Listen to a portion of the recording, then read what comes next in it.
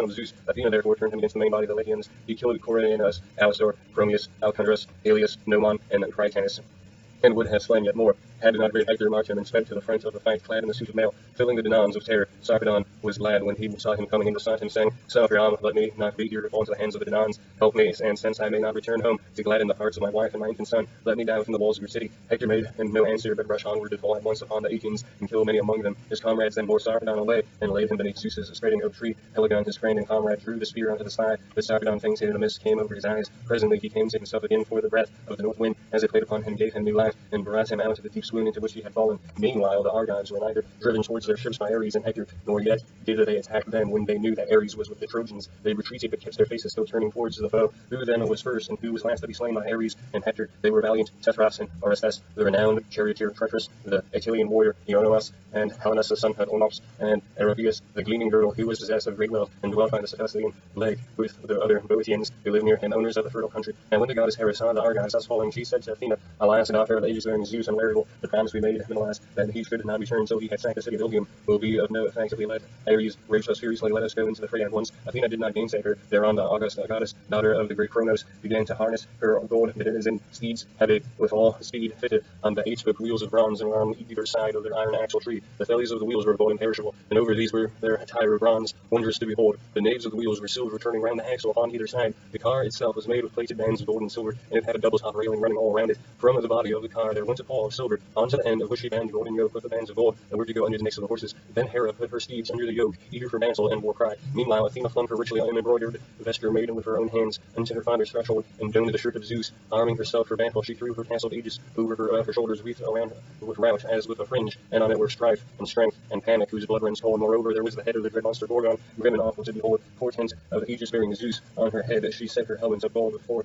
plumes, and coming to a peak both in front and behind, decked with emblems of the 100 cities. Then she stepped into her flaming chariot, grasped the spear, so stout and sturdy and strong, with which she swells the ranks of the heroes who had displeased her. Hera lashed the horses on, and the gates of heaven bellowed as they flew open on their own accord, gates over which the hours preside, in which hands are heaven and Olympus, either to open the dense cloud that hides them, or to close it. These the goddesses drove their obedient steeds, and found the son of Cronos sitting all alone on the topmost ridges of Olympus. There Hera strayed her horses, and spoke to Zeus, the son of Cronos, lord of all. Father Zeus, said she, are you not angry with Ares for these high doings? How great and goodly a host of the Achaeans he has destroyed in my grief, and without either right or reason. On the Caperian and Apollo are enjoying it all at their ease, and setting this unrighteous madman Han to do further mischief. I hope, Father Zeus, that you will not be angry if I hit Ares hard and chase him out of battle. And Zeus answered to set Athena unto him, for if she punches him more other than anyone else does. Hera did as he had said. She lashed her horses, and they flew forward, and nothing love midway betwixt earth and sky, as far as the man can see. And when he looks out upon the sea from some high beacon, so far can the loud nine horses of the gods spring at single bound. When they reached Troy, in the place where his 2 flowing streams, Simois and Scamander, meet, there Hera stayed them and took them from the chariot. She hid them in thick cloud, and Simius made Ambrosia spring up for them to eat. The 2 goddesses then went on, flying like turtle doves in their eagerness to help the Argives. When they came to the part, and the bravest and most in number were gathered about mighty Diomed,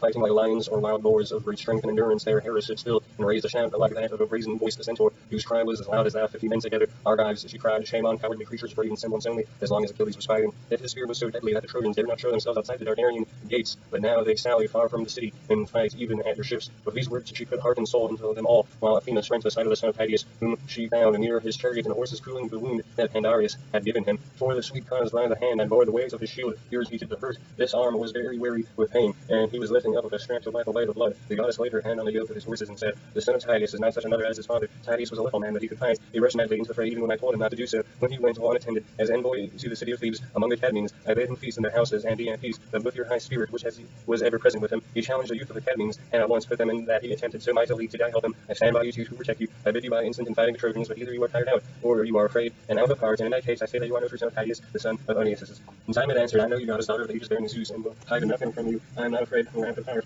nor is there any slackness in me. I am only following your instructions. You told me not to fight any of the blessed gods, but if Zeus' daughter Aphrodite came into battle, I was to wound her with my spear. Therefore I am retreating and bidding the other Argives gather in this place, for I know that Ares is now lording it in the field. And Diomed, son of Tydeus, replied Athena, man after my own heart, fear neither Ares nor any other of the immortals, for I will befriend you. Nay, drive straight at Ares and smite him in close combat. Fear not this raging madman, villain incarnate, first on one side and then on the other. But now he was holding talk with Hera and myself, saying he would help the Argives and attack the Trojans. Nevertheless, he is with the Trojans, and he has forgotten the Argives. With this she caught hold of Stephanus, and lifted him off the chariots onto the ground. In a second he was on the ground, whereupon the goddesses mounted the car and placed herself by the side of Diomed. The oaken axle groaned aloud under the burden of the awful goddess, and the hero Pallas Athena took the whip and reins and drove straight at Ares. He was in the act of stripping huge Hera Telepathus, son of Oceus, the bravest of the Attilians. Bloody Ares was stripping him of his armor, and Athena bound with the helmets of Hades, that he might not see her. When therefore he saw Diomed, he made straight for him, and let Telepathus lie where would he have befallen.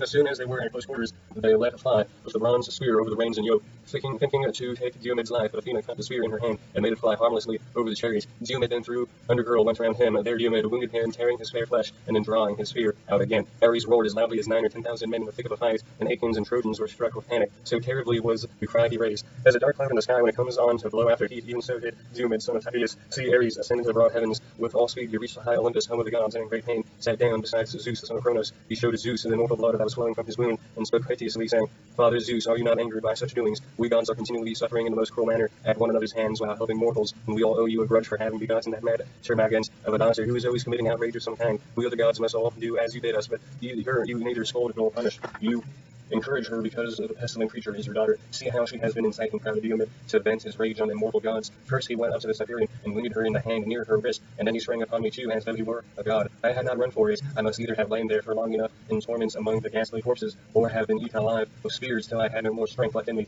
Zeus looked angrily at him and said, Do not come here whining, sir, facing both ways. I have you worst of all gods in Olympus, for you are ever fighting and making mischief. You have the intolerable stubborn spirit of your mother Hera. It is all I can do to manage her, and it is her doing that you are now in this plight. Still I cannot let you remain longer in such great pain. You are my own offspring, and it was by me that your mother conceived you. If, however, you had been the son of any other god, you are so destructive that by this time you should have been lying lower than the Titans. He then bade Paeon heal him, whereon Paeon spread pain-killing herbs upon his wound and cured him, for he was not of a mortal mold, as the juice of the fig tree curdles milk, and thickens in a moment though it is liquid. Even so instantly did Paeon cure fierce Ares. Then Hebe washed him, and clothing him in goodly raiment, and he took his seat by his father Zeus, all glorious to behold. But Hera of Argos and Athena of Alcmene, now that they had put a stop to the murderous doings of Ares, went back again to the house of Zeus.